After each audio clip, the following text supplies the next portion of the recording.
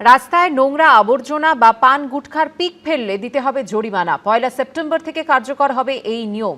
শিলিগুড়ির উত্তরকন্যায় প্রশাসনিক বৈঠকে ঘোষণা করলেন পুর ও নগরোন্নয়ন মন্ত্রী অগ্নিমিত্রা পাল। পাশাপাশি এদিনের বৈঠকে নিকাশি ব্যবস্থা নিয়েও আলোচনা হয়। 1 সেপ্টেম্বর থেকে রাস্তায় যদি ময়লা ফেলেন, প্লাস্টিক ইউজ করেন, ফাইন হবে। আর যত্রতত্র পান বা গুটখার পিক নয়, যেখানে সেখানে ফেলা যাবে না আবর্জনাও।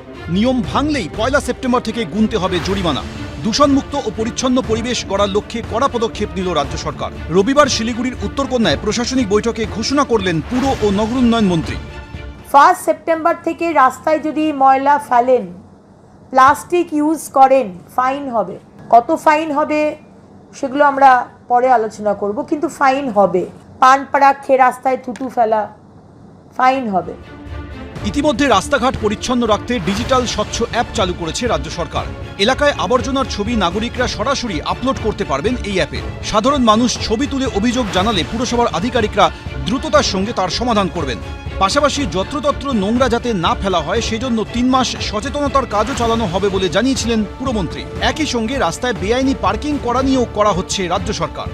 রাস্তায় পার্কিং, একই রাস্তার মধ্যে একটা গাড়ি যাচ্ছে, একদিক থেকে গাড়ি আসছে, একটাই রাস্তা, তার মধ্যে একদিকে পার্কিং করতে পারবেন, দুদিকে পার্কিং হবে না। যদি অন্যদিকে পার্কিং করেন, ফাইন হবে। কেরলে ঢুকেছে বর্ষা, এরাজ্যেও শুরু হয়েছে প্রাক বর্ষার বৃষ্টি। এই আবহে এদিনের বৈঠকে আলোচনায় উঠে আসে নিকাশি ব্যবস্থাও। আমাদের টিম, আমাদের অফিসার্স, আমাদের গ্রাউন্ড লেভেল ওয়ার্কার সবাইকে নিয়ে এই বর্ষাটা যাতে অন্তত আগের থেকে যাতে কম ক্ষতি হয় বা ওয়াটার লগিং হয়, আমরা সেটা চেষ্টা করছি। পরিবেশকে পরিচ্ছন্ন রাখতে উদ্যোগী হয়েছে রাজ্যের নতুন সরকার।